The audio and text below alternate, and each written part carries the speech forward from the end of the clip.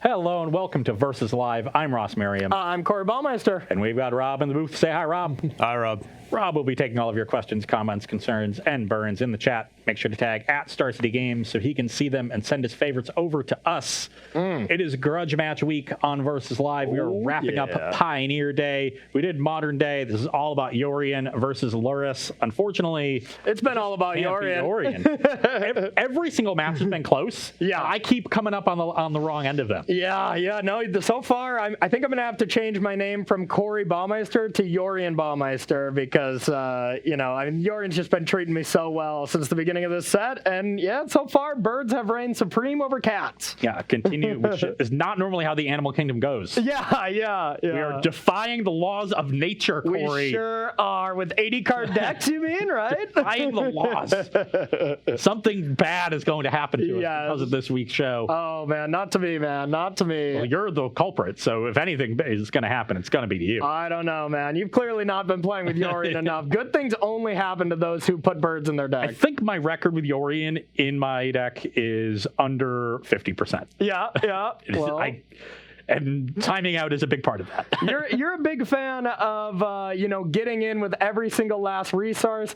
I like winning with 9 cards in hand and just having so many more things than my opponent, and it's just really, really exciting. When you get to the roulette stage of the game where you can just start picking plays at random because it just doesn't matter. Exactly. It's just like, I need to get this game done. Now I'm fighting the clock. That happens plenty of times. So I will be playing a deck that is often scrappy, though there are some games that you win by laughably farm outs. When you get to just rally back 12 creatures, sometimes I've just done like 70 damage. Yes. But this is Abzan Rally, very close to the list that I won a challenge with last weekend, slightly updated. A few new additions that I want to be trying out. So, but the same basic structure of the deck. I've written about it the last 2 weeks now on StarCityGames.com. So and it's proving its dominance. The deck is proving its dominance. It won back-to-back challenges. This was last weekend, right? Yeah, it was the Saturday challenge, Sunday challenge, and the Friday Super Qualifier last week were all won by Abzan Rally. Yeah. I don't think it won this Wednesday qualifier, but I know 9th place was Abzan Rally, and I think there were 1 or 2 in the top 8 as well. Okay. Yeah, and honestly, the deck's been impressing me. I've played it against, or I've been playing a deck similar to this up against it, and I smashed it. But I don't know if it was bad draws or something like that. But I'm going to be playing Jeskai Fire deck, and not the normal Jeskai Fires like with the Planeswalkers, like the deck that I've been a big fan of.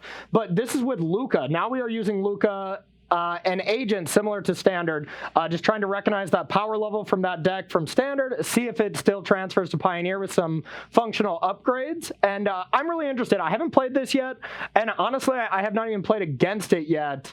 So I'm very interested to see if the deck's good. This is now, I think, might be the most popular Yorion deck around. If not, it's very close to the top. In Pioneer? Yeah, I played against it 3 times in the challenge. It was the same person twice, but there were 2 in the top 8. It was my quarters and semifinals were both this deck. Okay. One of the nice things is that my deck doesn't really give you good cards to agent, and if I have Cartel Aristocrat in play, you basically have to dig a land. I have to, and so that's the thing is the agent part itself is not going to be good. Yeah. I won when I was doing the Planeswalker thing and trying to clean up the board a lot. We're still kind of doing that in this deck as well. But it's not going to be the best targets for my agents, that's for sure. It's mainly going to be me trying to play around sweepers. You've got some graveyard hate in the sideboard that's really important because you need to shut down those payoff cards. But if I don't find the payoff cards or you shut them down in the graveyard hate, then this matchup gets tough. But if I do, you don't have really good ways to disrupt me. So I've been pretty successsull here in this matchup from my side, and hopefully I can, Good thing I already got the marbles then, huh? Yeah. We can end on a high note at least. All right. Let's see if the cat can finally get a match here up against the Jeskai control deck. Ugh. This is not great. So the worst card in my deck is Priest of Forgotten Gods, so I have 2 of them. Okay. And I don't have white mana, and I have no way to fill my graveyard, so this is going to be a mulligan. Okay. With a mulligan here, I mean, we do have a decent sequence of plays. Yeah. I'm going to try it. It's really not great, but definitely the low end of a keep. With you on a mulligan, I think it's justifiable. All right. Rob, you got a question? Lion Tank wants to know, what are your favorite modern decks of all time? Favorite modern decks of all time? Well, Cat Combo for me, and now I'm able to play it in its what I think final form. I'm playing both Modern tournaments this weekend, by the way, the Lotus Box event and a Modern Challenge on Saturday and Sunday. I'm playing my Cat Yorion deck. I'm going to risk the clock and just go for it. But I still think that deck is just insane right now. Outside of that, this kind of counts. This was an extended deck, but it was Hexmage Dark Depths combo, but it also had Thopter Sword in it. So it's just kind of a blue-black control deck. I played that at a Pro Tour. It was awesome. I remember that. Thopter Depths was one of my favorites. Yeah. Yeah, I was not playing a ton then, and I didn't have access to a lot of cards. So when I PTQ'd that season, I was playing the Boros check burn deck. Okay. That ghost quartered its own flagstones to trigger landfall a bunch of times. Okay. Yeah, I don't even remember what the metagame was. I know like Kibler 1 was Zoo or something, but yeah. So my favorite Modern decks of all time, Izzet Phoenix. Yeah, Izzet Phoenix, very clearly there. I loved the time when I was playing Blue Moon. That deck was super fun. Okay. And I played Birthing Pod in Modern for a long time, and I loved playing that deck. That's a spot where I was not playing. The Melira Pod deck was really, really fun. Anytime the card that led to the most hilarious blowouts was always Orzhov Pontiff. Okay. Do you know what this card does? I remember this. Yeah. I played Ghost Dad in Standard a lot. Yeah. So anytime you got somebody with Orzhov Pontiff, just anytime you had a really cool pod that it was like a 1 in a million kind of turn. Yeah. That just happened to blow your opponent out was always great. So I was a big pod fan. All right. Some classics. We got to have our classics of Modern show someday. That would be fun. Oh God. How's your hand now? Mine is still bad. Mine has not improved since we answered that question, unfortunately. I think it's a keep. Okay. It's a risky keep for sure. We'll put our priest on the bottom because it sucks. Okay. I'll go to 18 and play a Stitcher Supplier. All right. We hit Wayfinder, Cutthroat, Godless Shrine. That's pretty good. All right. I will play Triumph and pass to you. The best. Attack for 1. Captain One-Lander with Satyr Wayfinder. Had to expect that. Oh no. Oh no, we did not. You're the best. I get wrecked. All right, done? Yes. Okay. Decent draw from our part there. Just a way to be able to interact here is pretty nice. Is it worth it? Probably. Maybe not. All right, we're gonna baffling end this. I'm not sure if that's correct, but pass to you. Okay, good draw. Okay. Good draw. Attack for 1. I will take it. 18. Play Control Aristocrat. Okay. Pass the turn. All right. Now we're going to... The Supplier's just exiled, right? It's not actually... Oh, yeah. Sorry. All right. Gideon of the Trials. I'm going to tick up on the Aristocrat.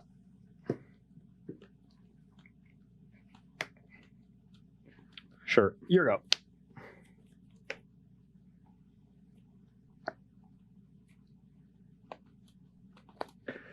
Attack the Gideon. Okay, down to 3. Do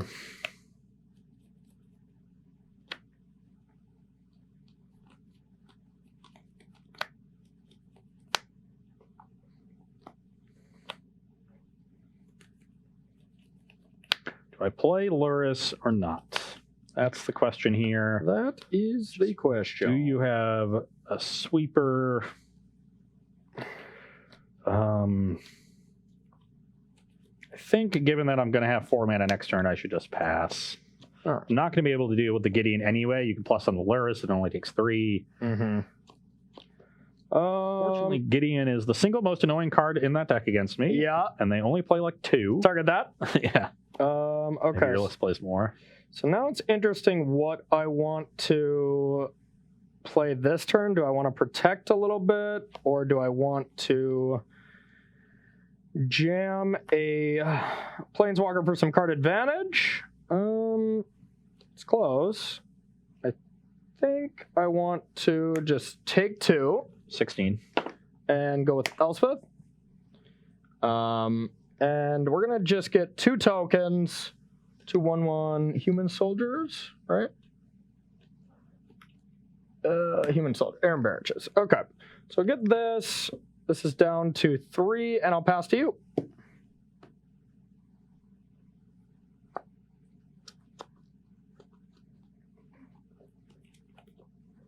I should. Yeah.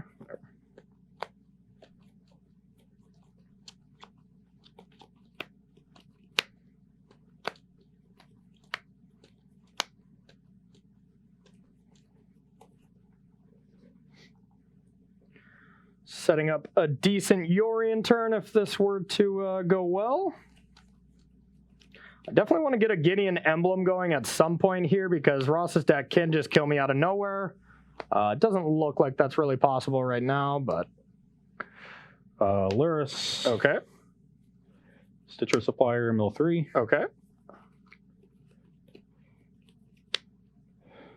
And pass the turn. All right. Don't think trading Satyr Wayfinder for a token is good. Ooh, interesting. All right. So I'm going to get a red source, play Lukka. Don't have the fires to make this absolutely absurd, but it's still quite good. And now it's time to start stone raining Ross Merriam here. Because, yeah, hitting Cartel Aristocrat is pretty bad. I'd want to hit Lurrus, and then you can sacrifice it, and that's actually reasonable as well. But if you go Rally, I want to just try to keep you off Rally, I think, here. So, oh, God, what is it like doing this thing in person now? It's not great, huh? All right, so exiling, reveal until you hit Agent, and then they're just bottom, or? I think so.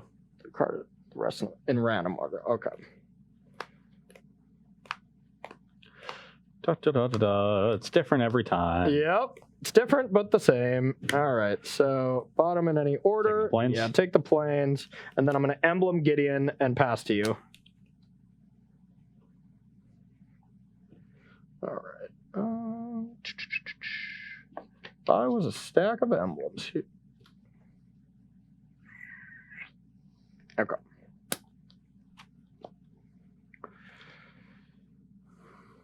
I got a Yorion, remember, still, but I'm putting it off camera. Or I'll put it over here.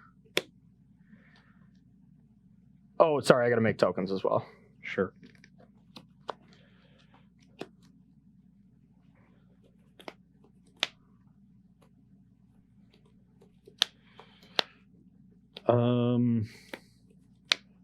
Sack to Cartel, give pro white. Okay. 3.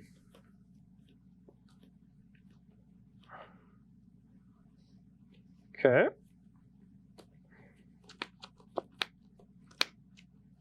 I'm scared.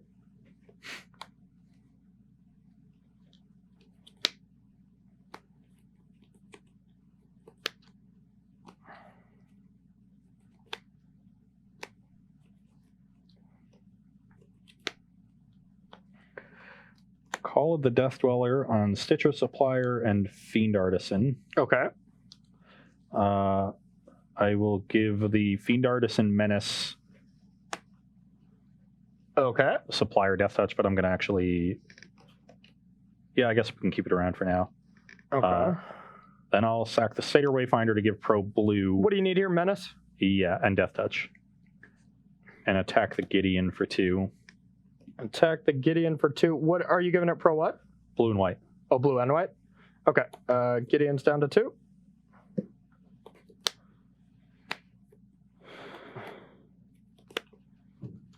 And pass the turn. All right. I'm going to untap. Going to negative on an Aaron Barrage token. Yep.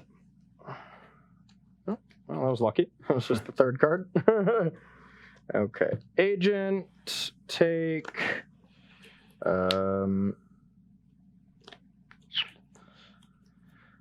Now I can start trying to take some things. I'm going to try to take...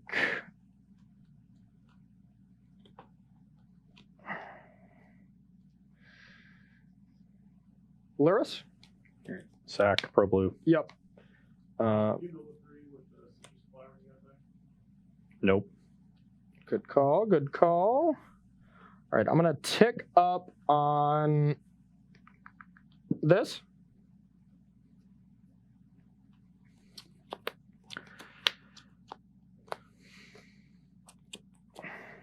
Yeah, I'm just not winning this game. Oh, come on. We got to do the thing. You know I get to go to the turn. Just to the end step. Then you can probably pack it in. If I sacked, I'm just not going to be able to break through to kill the Gideon. The combination of Gideon plus Elspeth and me just taking too long. If I had found white mana, a double white a turn earlier. Yep. I had it the following turn, but then Lukka taking a white source. Yep. And maybe I should have played it. I just didn't want to show it to you. Yeah. I think I also would have been fine if I had drawn a return instead of one of the 2 rallies. Yep. But it's just a very awkward sequence of draws. Yep. So what's going to happen here is, I'm going to play land number 5 here, get to play Yorion, blink out 2 agents, blink out Elspeth, blink out Baffling End, give you a 3/3, I'll target that, blink out Lukka, reset that, take 2 lands. Take 2 lands, exile this, so you have to sack to this. My board will be absolutely outrageous compared to your nothing. Yeah. This will be reset. And there's just no way I'm ever attacking the Gideon down. That was the problem. I had the combo set up, but I just didn't have enough, resources to deal with the Gideon because you curved pretty well with it. Yep. Top deck the Baffling End. I mean, I just kept an opener on the draw of Narset, Elspeth, 5 land, which is just not great, but drew pretty well out of it. All right, so you get one of those. Yep. All right. Well, that is going to do it for our game number 1. And let me tell you, it's just as sweet in Pioneer as it is in Standard. So stay tuned. We'll be right back here with sideboarding on Versus Live. Well, welcome back to Versus Live. We are sideboarding in our matchup between Abzan Rally and Lukka Fires. On my side of the battle, we are sideboarding sort of a little bit away from the combo element and being a little bit more disruptive. So Thoughtseize works really nicely in this matchup. We've got a couple good answers to Planeswalkers and maybe sometimes even a Fires, but really taking Gideon off the battlefield is actually been the most important thing. You need to, I feel, I actually won a game in this matchup during the challenge where they cast a Rest in Peace. I responded with a Rally, but they had Gideon out with an emblem. Okay. And I, dealt them 20 something damage. They were negative 20. I was at 70. Yeah.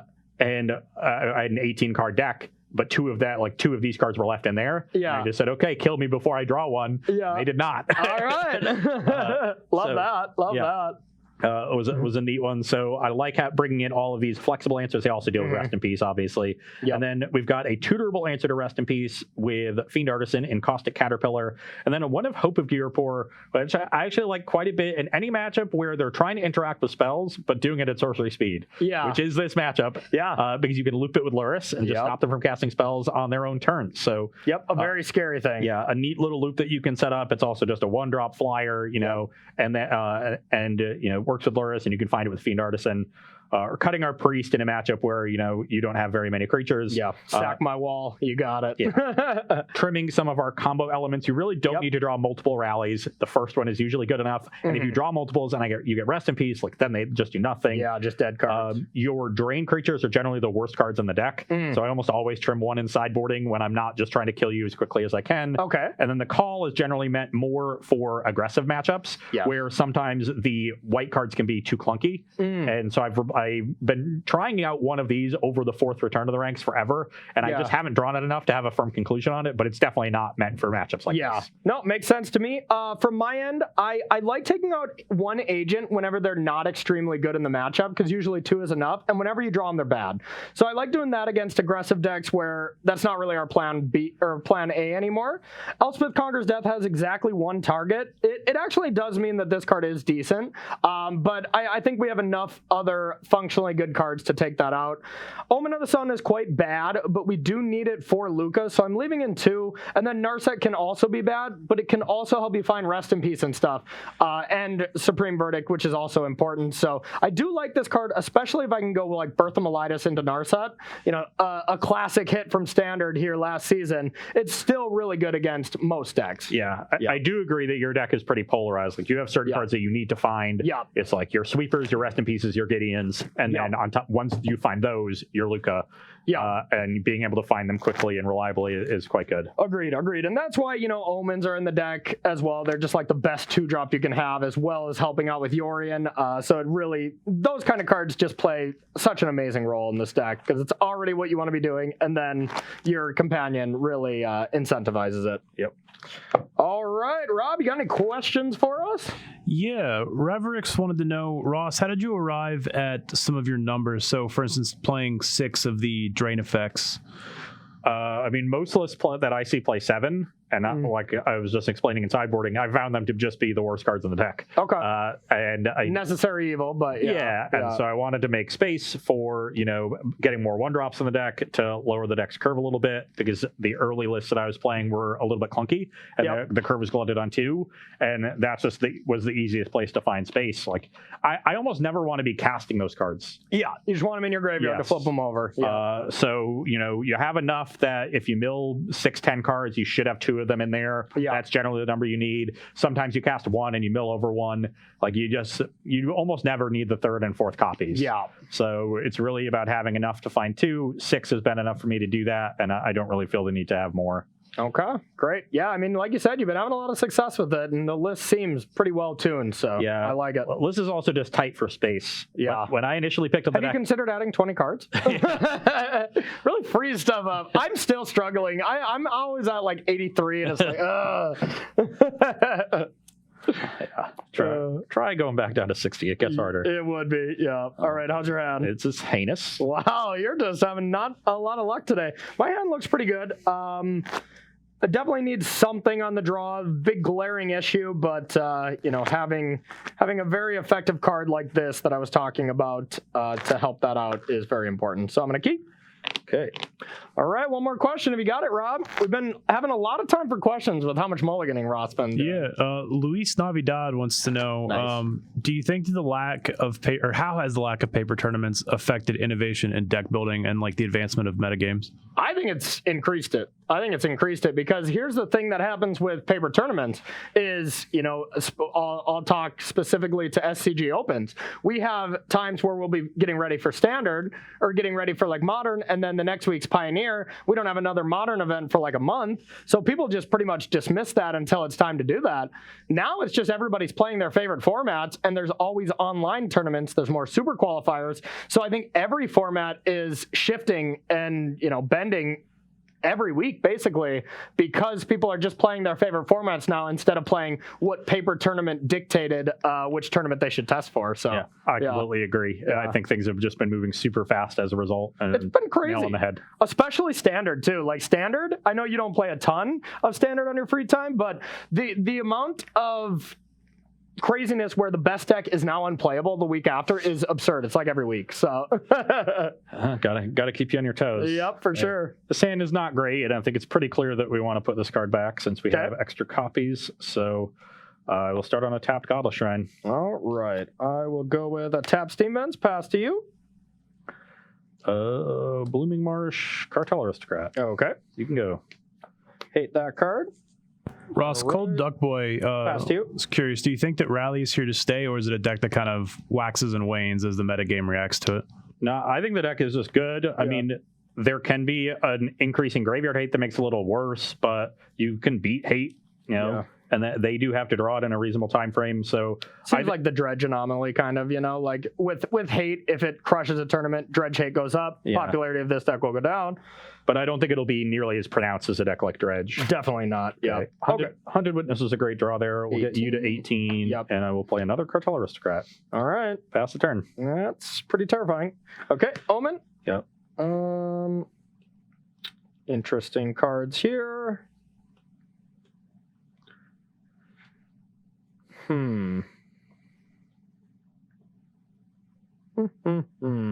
Well, think I want both of these. Yeah, we'll keep both. Draw, untap, draw, land, and pass to you. Attack for 5. All right, 13. 13. Okay, not going to extend any further into what feels like a very likely Supreme Verdict. You kept 7, you kept both on top, you haven't interacted a lot. Yeah. So pass. That makes sense. I'm going to play another Omen. Yep. Got to bottom both of those. Draw. Untap. Draw. Saved by the bell there at the end. Our second white source. Yeah. Just needed the land. All right, so I'm going to sack this. Get a white source. All right. And I got one better. I got a Fires into Supreme. That is quite good. I will get a Jerry Thompson token. And pass to you. Okay, attack you for 1. Beat downs, 12. Okay, play Lurrus, play Cartel. Okay. Pass the turn. All right.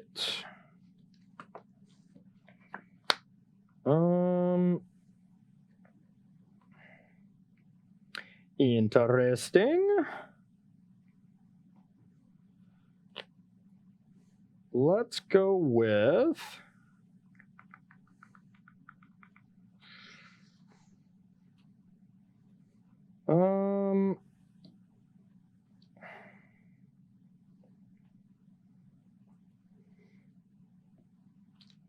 let's go with Baffling End on Lurrus.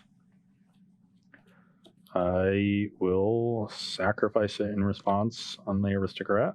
Okay, what are you proing? I will name Pro White in case you have another Baffling End or Clarion or Teferi. It hits all of those. Okay, rest in peace, trigger.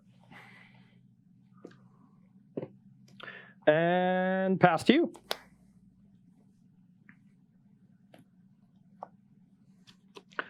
Attack for 3. Okay, take it. Brings you to 9. 9, yep. Pass. Now I have a question if I want to sack Omen here. Do I have a... I'm at 20. Do I have a great play against your battlefield? Not really, so I think I do want to set something up here, so I'm going to scry it. Okay. These cards seem good. All right. I'm going to keep those on top.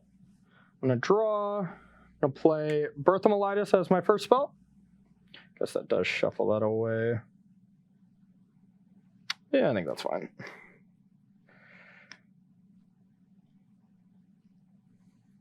All right, we'll get that Plains, play land 5.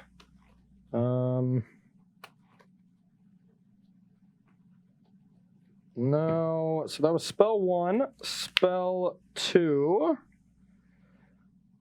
I will go with Yorion.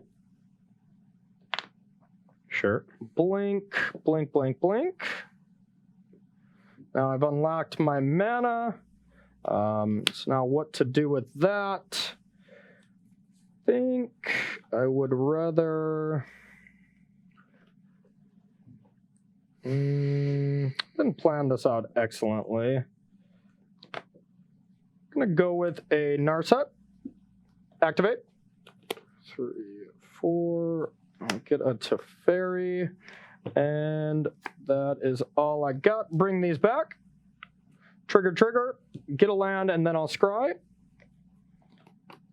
And then it's going to be your turn. All right, scry 2, draw neither of those. Actually, we'll keep that card, bottom this one.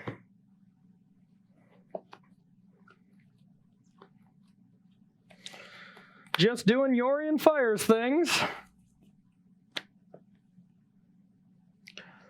Thoughtseize you. All right, I got that.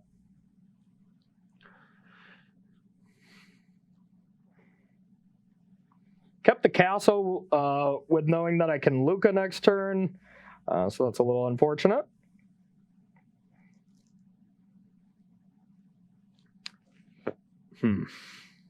Trying to envision how I win this game, and it's hard. Yeah, you're in trouble. You're in a bit of a pickle.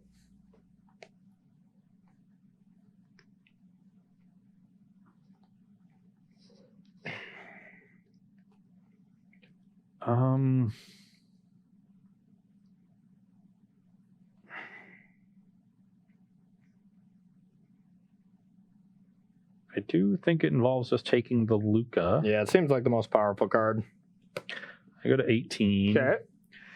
And I was planning on using the Jerry Thompson token to attack the Narset so that you wouldn't get another activation, but then the combination of Teferi and Clarion means I'll lose my Aristocrat. Yeah. And I think the Aristocrat is important to winning this game. Would seem like it. So we'll play this land and pass. All right. Untap, draw, tick up, get an 0-4 wall. Okay. So now to start, let's go with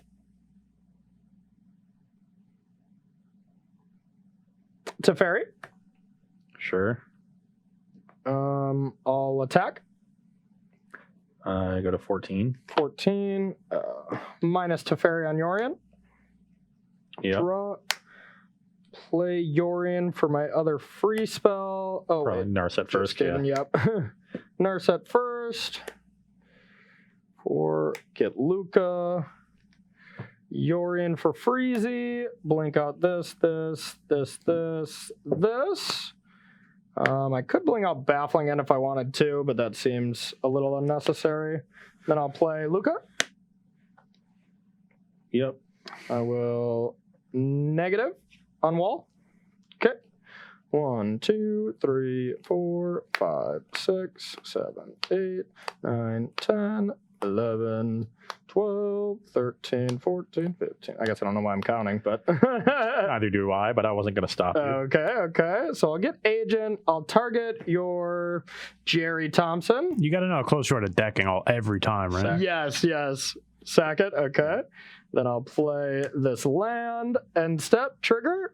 This on 3, go get a plains. I'll scry first to save time. It's back on 5. I'll put this on bottom. I'll draw this, go get a plains, and then it's your turn.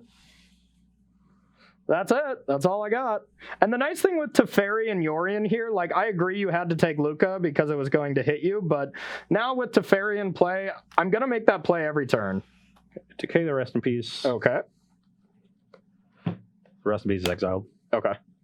Satyr Wayfinder. Okay. There's the rally.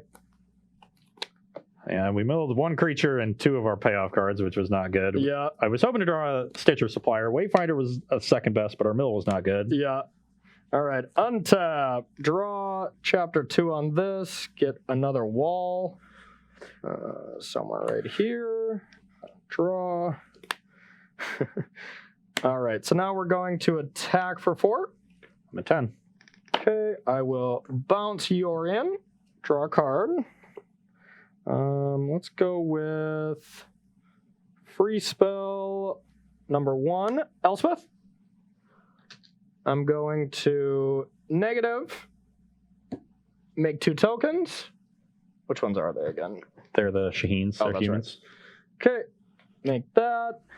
Second free spell, I'm going to activate Narset. 4, get a Gideon. I'm going to activate Lukka. Get an Agent. Actually, I remember it being on the bottom. I'll just reshuffle. Make this easier. Fine. All right, Agent, I'll take your Courtyard. Tap it for mana. Okay. Oh, this is going to be a nice turn. All right, and then I'm going to go with Yorion for Freezy. Blink. Blink, blink, blink. Blink all these out. And then let's go with play a land for the turn. I'm just having fun. All right, this is going to be an unbelievable turn. Okay, so we're going to start with Clarion both modes. Pro white. Okay, that's dead. I'm going to go with a Gideon emblem. Okay, we got to give me Gideon emblem. Rest in peace. Trigger. We'll say go. End step. Comes back. I'll It's good to take the cartel. take that. Very dead. Take this. 4 planeswalkers. Hold. Triggers. Yeah, this deck does similar things in Standard, but you just have a little bit extra cards that are extra annoying when you get those kind of synergies with it, you know? Yeah. No, I just was never really able to set up a rally turn. Game 1, I didn't have the mana. In Game 2, I didn't have the rally or the self-mill. So just missing pieces both games. And the aggro plan is not particularly good against you. Like you don't win games in the Fires matchups by attacking them down. And you saw that both of my attempts to do so were feeble at best. And you won by miles. So you really do need to treat yourself like a combo deck with some disruption post board. I had a decay for the first Rest in Peace, but a few too many lands. This was never really able to set anything up. And I just had the 2 Steam Vent draw, but 2 Omens. And, I just drew into just Fire's Supreme Verdict on 4, just an insane play. Like, that play alone, you're just so far behind. I have to really have blanks to not be able to scrummage together something good. Because, even just having 1 Teferi as my only card, I get to go Teferi, bounce, Yorion, blink everything, play anything that next turn. And it is pretty tough to imagine a world where you're ahead after that if I got to Wrath on 4, Yeah. Generally, when you Wrath on 4, my goal is to either have, Rally You're Dead or, Creature plus Return and have a reasonable battlefield, or Lurrus X next turn have Return to the ranks and maybe kill you with that. There's a lot of ways I can recover from Verdict within the course of a turn or two. But in reality, I just didn't have, didn't have the draws to do that there. And you have plenty of draws that beat just Verdict on 4, but the Fire's Verdict is what I was kind of specifying. Yeah, because it means your next turn is going to be very good to follow. It just means Yorion is insane for the rest of the game, because whenever you get that free mana, it's busted, and I found a new way, a quick story before we end. I found a new way to make Yorion busted. I thought the only ways were free mana, right? So Fire's Urza, but I've just been finding now with Cat and Saheeli that the double blink, when you get to blink stuff out and they come in on your end step and then you blink again so they can't attack it on your opponent's next turn, that is also an absolutely absurd thing you can do with Yorion. I remember seeing, I think it was Emma Handy during the early access event play a Yorion deck with Charming Prince. Just started blinking their entire battlefield every single turn and generating absurd amounts of value. Just imagine if Charming Prince was already a combo piece that's already good in your deck. Now that's the real thing, because I agree Charming Prince was always insane with it, but it was just too bad. It's just too bad of a Magic card, So I do like that. All right, well that does it for the Yorion Lurrus battle. It looks like Bird takes down this first session at least. Yeah, Bird looked really impressive, basically through both formats. Definitely a very, it's going to be a very good card in fair matchups. The match I won on Tuesday was when I was playing Devoted Druid, and I killed you on turn 3 twice. Yes. And the matchup here really comes down to whether or not I can function as a combo deck. But in the other matchups that we played when we were playing fair, the games are always close. But the Yorion deck just always had an edge. You would come out 2-1 almost every time. And that is just the reality of the way these decks are built. They're built to outgrind anybody, and they're built to be interactive and generate card advantage, and they do it very consistently because of the presence of Yorion just having it every single game and it being so difficult to interact with.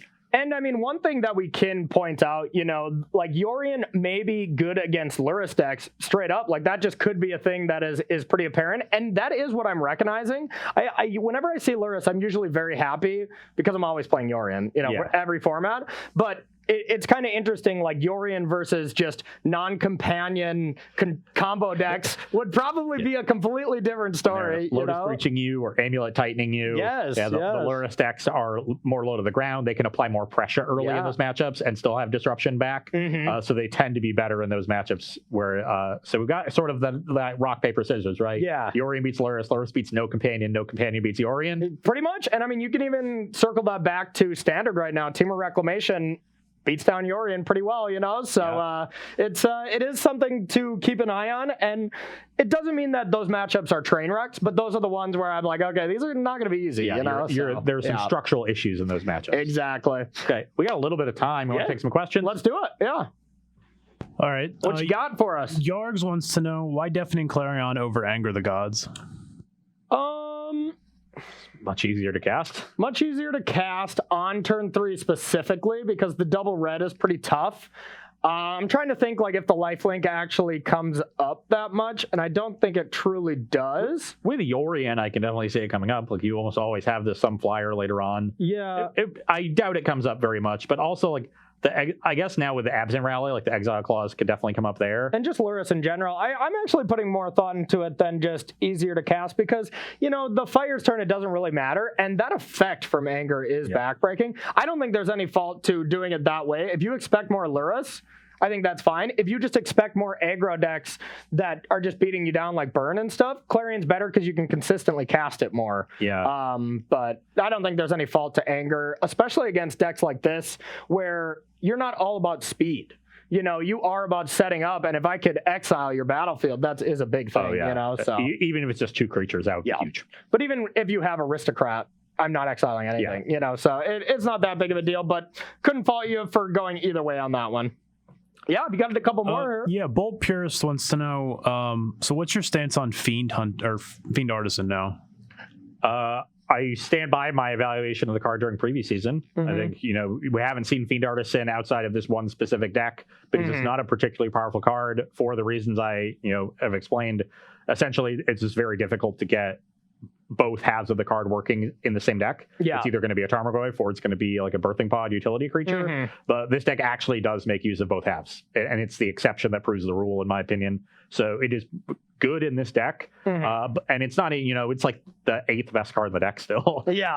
So, but it is good in this deck, particularly in red matchups where the Tarmogoyf function is important. But where it's a beast creature. But it's not a card I'm excited to play in a generic, Golgari deck by any means. The nice thing about that card, it'd be a lot better if it didn't also fall into Rest in Peace hate, right? If it still stayed large, like if it put counters on when it came into play instead of adjusting the power constantly, that card would be awesome as a just plan B. If it said put X +1/+1 counters on equal to your creatures and they don't go away when you Rest in Peace, then I think it would be something that would just be top tier. But with the fact that it also loses to the hate, it's a little bit worse. They cage you. It's nice to attack with it. I get Rest in Peace is getting more popular. It's good in the deck, but not, I think I was spot on really with how I viewed that card during the previous season. Love it. Okay, one more question, Rob. All right, so like a super meta question. All right. The complaints on companions, do you feel like any part of them is justified, or do you feel like people should just be trying to play games in these formats and you're just really enjoying them right now? Totally justified. 100% justified. And if you want to check out an in-depth look at a very well thought out reasons why they maybe are not great for the game or why, maybe some people aren't enjoying them, check out Brian Gottlieb's article. It was honestly unbelievable. I don't necessarily absorb a ton of written content. I really do prefer video content and stuff, but I read that article and it's just amazing. Everything I've been kind of feeling about companions, I think, is really brought to light with that article. That being said, sometimes these companion games are for people. Me personally, I'm loving the companions. I'm loving Yorion. I just like these style of decks. But I even played a match last night, which was ironic, after I did the podcast where we talked about Brian Gottlieb's article and then, read it earlier that day. I played against someone playing Death and Taxes, and I was playing Yorion Cat combo. And, they were kind of upset at the end, just like, I won basically on the value of Yorion, and they're like, Yorion killed my deck. Like it's not as fun. The value that it generates, Taxes player just couldn't keep up. And, this person was actively frustrated. And, it makes sense, but I get the complaints people are having. So far, I'm enjoying playing Pioneer and Modern. I do think it's annoying that essentially every fair deck has a companion in it. You're either a fair deck or a combo deck now, and that is, how annoying that is only going to grow over time. A year from now, if we're a year into this and it's still just okay, which Yorion deck or which Lurrus deck do we want to play? It's going to be awful. So we're kind of, I'm trying to enjoy it while it's still somewhat novel and fresh. We're only a month in, because I know it's probably only going to get worse from here unless they, intervene with bans or other cards come in to compete. But it's really hard to compete with just the free value of the extra card. And no matter what powerful cards get printed, you can incorporate them into a Yorion deck almost assuredly, or you can incorporate them if they're cheap into a Lurrus deck. So it's not like like it seems hard for me to envision other cards coming up that compete against these cards if they're playing a fair game of Magic. Instead, you're just gonna then be like, okay, how can we work them together? Yeah. And I mean, one last thing I'll say on this is, we are experiencing these insanely impactful cards in every format because of power creep of Magic, right? Cards are just getting better. But if you are not enjoying Magic because of the power creep, because of the power of these cards maybe invalidating your decks, that is totally okay. It is okay to voice your opinion. But one thing that I think I notice too much is people put down people that are enjoying it, and I think that is an unhealthy thing to do. If it's hard for you to find the joy in it, that's okay. These companions aren't for everyone. Maybe try to do what people are enjoying and give that a shot, and don't completely close off and think that these just are not for me, because the games are different. The decks are different. Like what we've been playing, we just played 6 Lurrus decks, 6 Yorion decks, and maybe some similarities and stuff, but you played a combo deck, you played a control deck, you played aggro decks, all with Lurrus. So I think people do need to see the silver lining of some of these cards a little bit more. In these two formats particular, like you can find a deck that plays the style that you like. It might not be the deck that you're used to, but that can compete. It's probably going to play a companion. But, so I guess the only issue would be if you're completely dead set on not playing a companion and completely dead set on playing fair. I agree. Like there should be some space there, and right now it just doesn't seem like there is. But if you're absolutely 100%, I need to be able to do those two things, you're probably going to have a bad time. You're going to have a bad time. But honestly, read Brian Gottlieb's article. It was a phenomenal read for anybody who's looking on more on that kind of topic. But all right, well, shall we thank some subs and get on out of here? Let's do it, Rob. All right.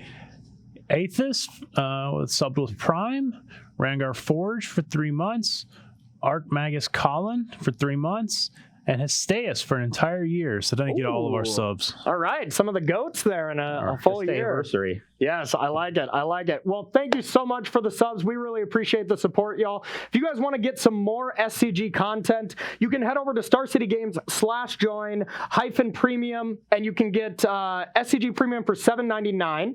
You get exclusive content to some of our great authors, as well as 5% off sealed product, 10% off singles, and then 15% off supplies. So head over there and subscribe today. Yes. Speaking of supplies, we here at Versus Live use Ultimate Guard supplies, including the Katana sleeves. If you are a premium member and you enjoy Katana sleeves, you can get 15% off at checkout on StarCityGames.com once you join premium. So, we go through a lot of sleeves. As Magic players when we're traveling and playing lots of tournaments. Like I imagine 15%. If you're talking about $8, that's like 4 packs of sleeves. You could pretty easily go through that in a month. And honestly, like with how often we've used these sleeves here, I usually re-sleeve every single tournament. I think I would actually be able to break the fourth wall and just like use sleeves for multiple tournaments with these, because they have been very durable.